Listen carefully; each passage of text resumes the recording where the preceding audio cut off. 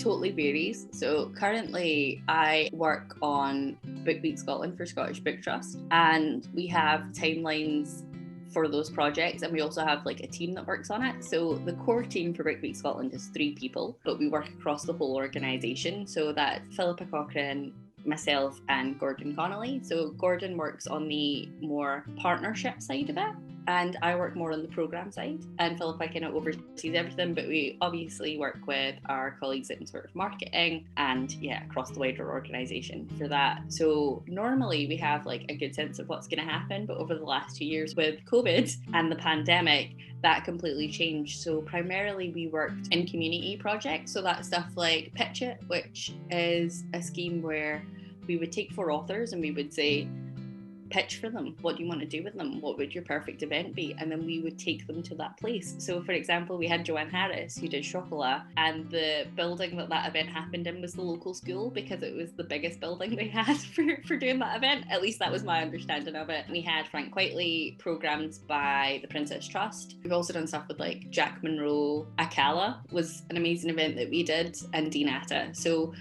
that's kind of some of the stuff that I was doing pre-pandemic, and then in the pandemic, we switched our output to digital. So that was a new way of learning, but I would say it totally varies. So in my workspace, working on projects, that's really good because you have normal working hours, you have deadlines, you have people that tell you when to stop and when to go, and you work together and you come to this together. With personal projects that I've done, so like my master's degree, I am a hypercritical person, and I would just delete like 10,000 words at a time and just be like, and then just rewrite. So I'm somebody who really needs a deadline when I'm left to my own devices. I need somebody who tells me to like stop hacking at something and just let it go. So it definitely varies by project, and it really depends on what the project is. I work within academia in comics, and I work on either edited volumes, which is a big part of being part of a team, or I work on sort of my own self-authored things, such as my monograph. So both very different processes, but they both start off usually with ideas of bouncing ideas off as many people as possible. So that's always the start of any process that we have, or that I have, depending on the project. My process for creating, for example, let's say a comic book, I need to find a story that is really exciting and a story that I've maybe experienced, or things that I'm seeing in the world that are happening, and it really needs to excite me, and I need to feel like I need to do something about it. For example, if I'm walking down the street and there's a huge accident and somebody has gone into some sort of trouble, I try to understand what the situation is and see, like, from a perspective as a human being who exists on this planet, how can I tell a story around this sort of series of events on how I'll imagine this situation could have been better so that everybody's safe in the world we're trying to live in. So I try to use real events, life experiences, sort of like the beautiful, say, architecture or history around us. I mean, planet Earth has been existing for millions of years, so I try to use everything around me for inspiration, and that's how I sort of draw my inspiration and start creating. My most recent project was probably scripting Grand Slam romance, because that took ages, and that was not really like any project I normally do at all. So my normal process, if I'm just saying this is me, I'm writing a comic, this is how this comic's gonna go, is that I have an idea, I draw a bunch of character designs, not too many because I find that boring, and then I generally will at some point just jump in and try and thumbnail the whole thing and sort of write down. Sometimes I break those thumbnails up into individual pages, sometimes it's just panel by panel, sort of what is happening, and then I sort of will go from that into pencils and inks and stuff like that. I mean, with Sorara, it was a well-oiled machine by the end of it. It was always like 4 panels or something that could take place within a 4-panel square. So it was very much just like I'd write a bunch of them in one go and then pencil them as I go along and rewrite stuff. So I'm like editing stuff as I draw it, as I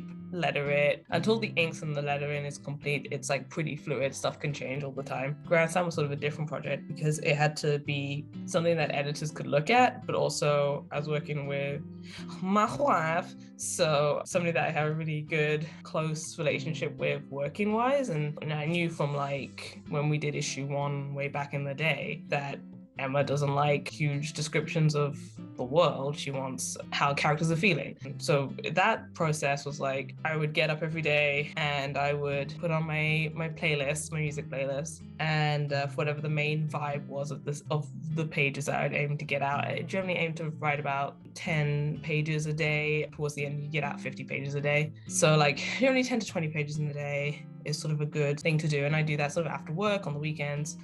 And then I sort of wouldn't talk to anybody. You get into the Grand Slam zone, and then you sort of like with the music, and no one's allowed to talk to me or read stuff or interrupt me. And I write my pages, and then I immediately go and call Emma up online and be back and forth. And it was like quite an intense sort of writer-artist relationship. Well, dual creator relationship really, because we would sort of go through it with a fine-tooth comb together over Skype, like weekends, every weekend, hours at a time, 7-hour marathons of going through scripts. When we got to the final draft, it was like this minutiae. I wanted to die, but Emma's very disciplined, and I would have given up at that point. But that was quite unique, because if you aren't dating the artist, they generally don't want to spend 14 hours over the weekend with you going over the script in minutiae. So that was a little bit of an oddball situation. Normally, artists, I'm very easy to work with. I'm very hands-off, and I don't really care that much. And I generally tend to trust artists to sort of do whatever they want. And I sort of write something, go, here you go, here's a script.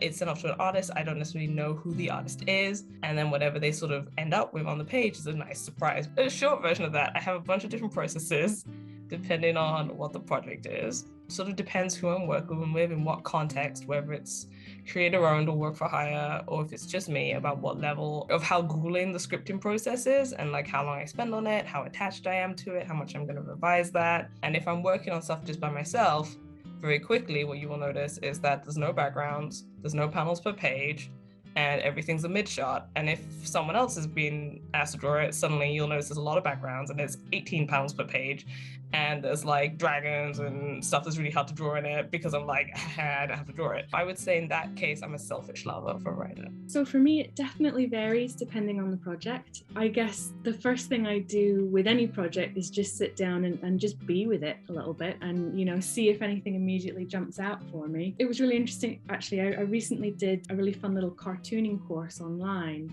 and it threw me out my comfort zone a lot. And what I found was fascinating was these kind of unconscious habits that we build when we are working on projects as an artist. I love doing this course because it really shook up my process a little bit, and I saw things differently. And I think it's good as a creative to do that occasionally, to shake ourselves up. I feel like I work on a lot of varied projects. I do a lot of licensed work, but I've also done quite a few creator and graphic novels.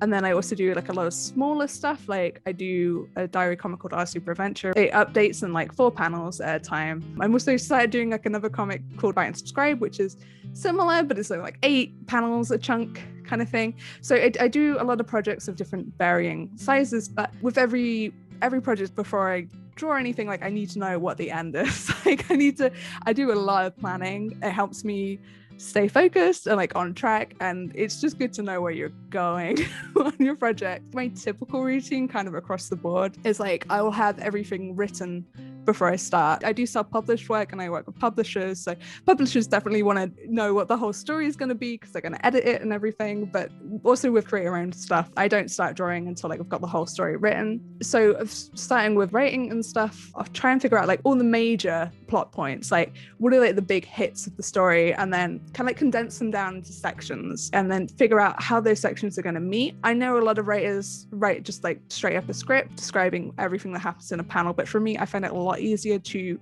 kind of thumbnail pages as I go along. It makes editing way more of a pain in the butt. If I'm thumbnailing a page, and just it helps me see if the flow is working on a page, to figure out how many panels comfortably fit in a page. Also helping with like page turns and stuff, to just have that. And also with graphic novels and stuff, it's a lot easier just to read through a comic if you have like a really rough version. But also then we'll have this rough version to work on top of, which it makes like the actual drawing the comic side a lot quicker.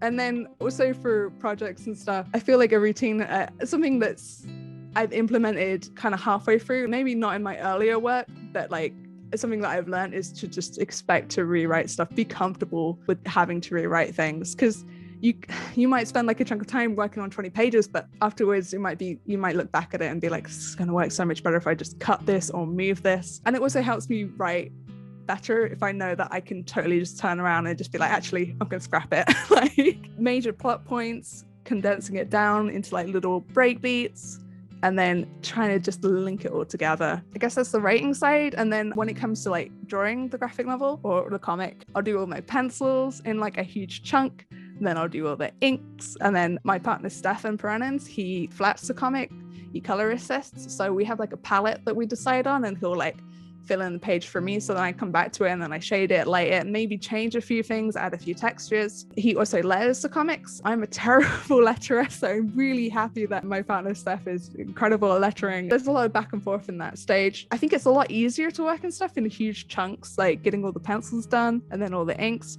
Kind of helps me know where I'm at with a project as well. Gotta turn around and be like, I'm done on the pencils. But then it also kind of stinks because like you don't see the finished thing until like the very end. And it's so satisfying seeing like a finished page. So if you're working on like a big project that's like 198 pages, it's like, oh, I have to wait, because drawing comics takes a really long time as well. But then I on the other hand, it makes it so much more satisfying when you see it in print. You see like this big body of work. It rules. Yeah, I'd say that's kind of like my typical routine. I gotta know how the story goes before I like draw it. Because as well as like if you draw something and then you're like, I want to change the story, that's way worse than changing thumbnails. So write it all and then just draw it very slowly.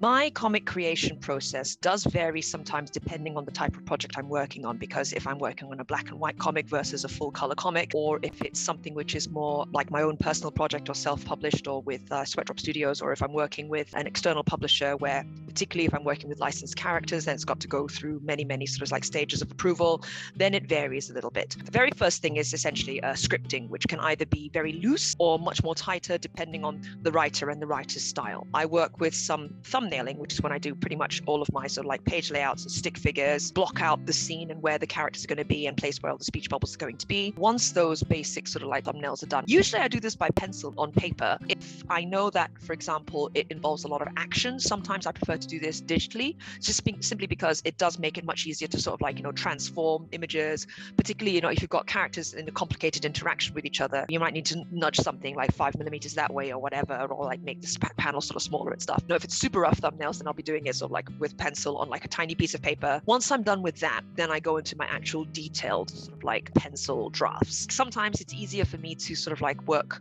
digitally if it means that I've got to sort of like drop in some references and I've got all of those like directly with me. Generally speaking though, I do quite like doodling on paper if possible, but again, depends on the project.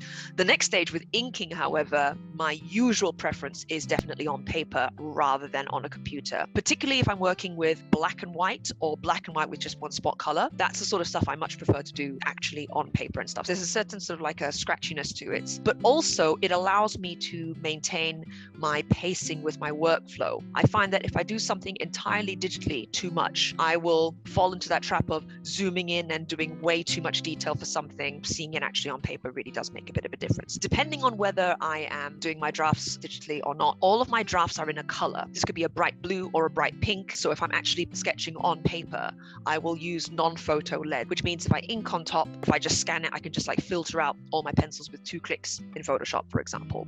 So this again, it helps to streamline my process a little bit. So I've got my cleaned up inks and I scan that in, and then essentially that's when I start doing my coloring, or my shading. With my shading, I flit between just Photoshop and Clip Studio, just because I've been using Photoshop since 1996, so I kind of like know that program inside out. And also I have a very, very vast library of screen tones and patterns and textures and so on, not all of which, are incorporated directly into Clip Studio, whereas, I have my own sort of back catalog of things I like to refer to, or I even switch into like something really old school like Paint Tool Sci, just because it's really fast to run. It essentially like reads my lines very nicely. So coloring, it varies depending on whether I want something really painterly. I use a combination of Paint Tool Sci or Clip Studio. Photoshop, again, because I have a whole bunch of automated processes and a whole back catalog of things I can use in there as well. I don't even use the most current version of Photoshop. I use CS5 actually, because I find that's pretty much all I need. So yeah, I sort of tend to finish things off in Photoshop or Clip Studio, depending on sort of like what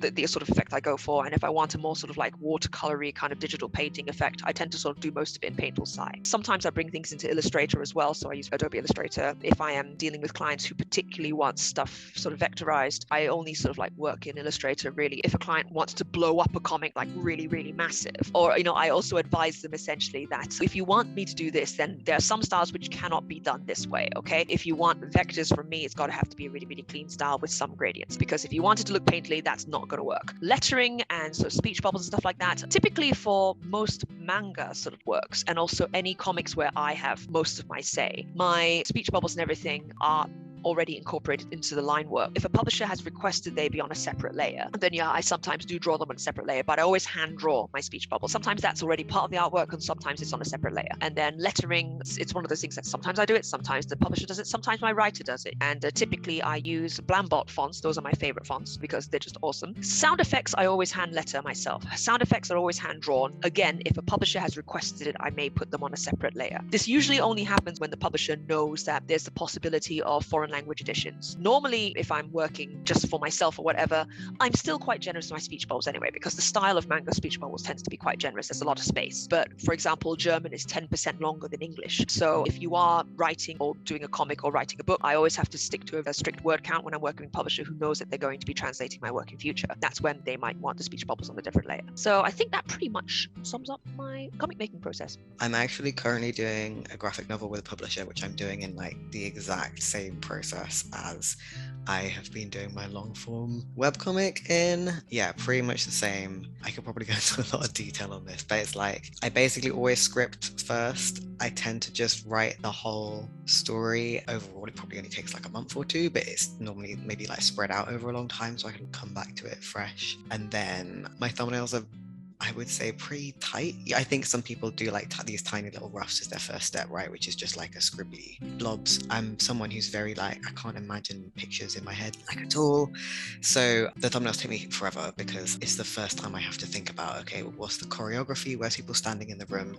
What are we going to see of the background? It's more emotive if the person speaking is facing the camera, right? The camera, like the reader. There's like a million decisions in there. So thumbnails take me a long time, and I think a lot of people, other people I know who work in comics, tell me that I do them quite detailed, but that's just because if I do blobs, I don't know what's happening. I don't know if something's going to work until I've basically drawn it like small to begin with, and then I do like tighter pencils, and then I do inks, and I alternate inks and flatting. Basically, inks is like the line art, but I can't, because I'm disabled, I can't sit up and do inks every single day, so I tend to do like inks one day, and then the next day I can be lying down because I can flat with my left hand on the computer, so just filling in basic colors. So yeah, I have a really set process, and I think I'm really used to it because I like working with editors who like know exactly what it looks like at each stage as well. It's definitely varies by project. So I did Barking in 2018 onwards. I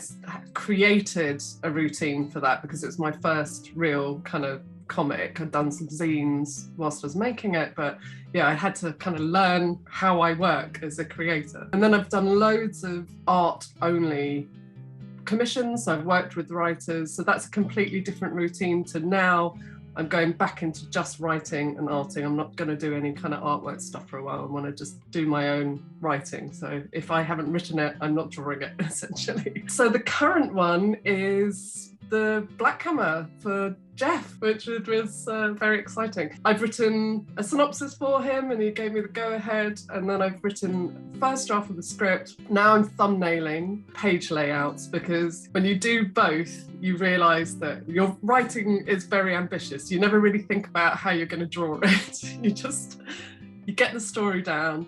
And now I'm arguing with my writer self with like, why did you think that was a good setting? That's so complicated to draw. And so now I'm like doing the layouts, thumbnailing, getting an idea for the characters, and then readjusting my script, because better dialogue comes up and better scenarios, or the pacing of the visuals. I haven't learned how to do panel by panel scripts yet. I write more like film scripts. So it's more like dialogue and action. I don't know why the panel thing, just my brain doesn't work that way, but this seems to work. I've got a kind of sketchbook that I sort of loosely sketch with quite a thick pen to come up with ideas for page layouts, and then, yeah, readjust the script. So Once that's in a stage, I will then start some artwork. I've got to do some designs. I haven't fully decided on how the look of this one will be, so I'll probably do that next. And then I'll do more formal page layouts that are, well, they're quite sketchy. I'll sketch them probably digitally or scan my layouts in, print those off. And I think because I'm going to use carbon, which is these red and black sheets on my drawing board, I'll probably put those over the carbon so I know where I'm going on the page, and then kind of loosely sketch in straight away. I want it to have quite a scratchy feel, so we shall see.